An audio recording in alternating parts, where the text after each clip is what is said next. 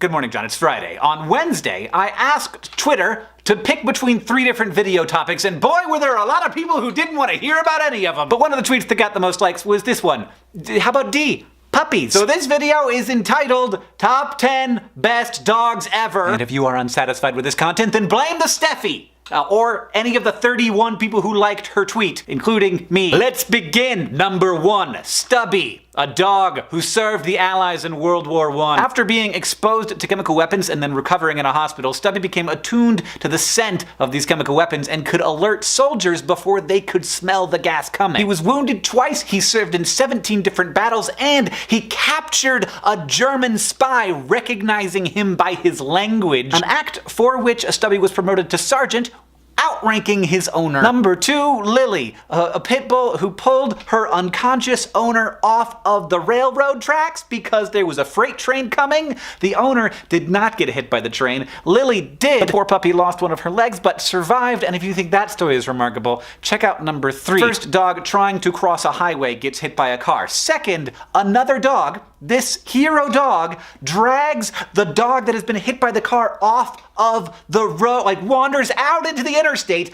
pulls the dog off. I'm not showing you the video because it's pretty graphic and terrifying, but I don't know, like, why is this dog doing this? It's, I guess just because I'm supposed to cry today? Speaking of dogs rescuing people, and there are so many wonderful stories of dogs rescuing people, we have this cat, who is clearly a cat, but is nonetheless a very good dog. Number 5. In the 1950s, some Russian scientists went out onto the streets of Moscow to collect stray dogs, thinking, these dogs, they're obviously used to extreme circumstances. They tested and trained these dogs, and one of them, Leica, was sent into space and became the first animal ever to orbit Earth. Also, the first animal ever to die in orbit around the Earth.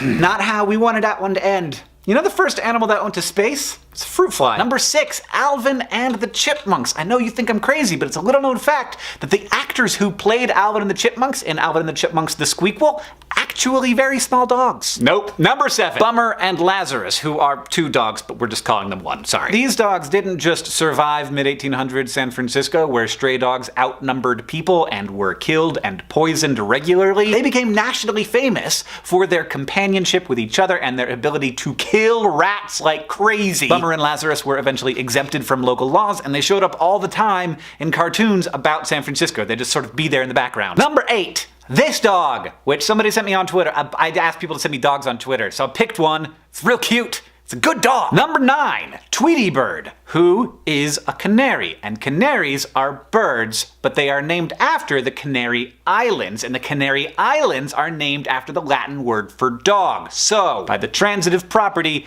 Tweety Bird is a dog. Boom! Number 10, my dog, Lemon, who passed away this year. And as we all know, the best dog is your dog. And there's nothing wrong with that. Hey, I understand why a lot of people wanted me to talk about puppies today. It seems like we're in a much more tense moment than we were a couple of years ago, and it does seem like that's gonna get worse before it gets better. We're being asked to pay attention to a lot of different big things all at the same time. And the way that we're fed content about what's going on in the world right now is inefficient, and it's overwhelming, and it's manipulative. Too frequently now, the people who are tasked with trying to inform the public are trying to win rather than trying to inform. And that is something that I'm getting super sick of. But there are still good dogs, and there are still good people. And in the coming years, we can't choose between taking care of ourselves and taking care of our world's problems. We have to do both of those things. John, I'll see you on Tuesday.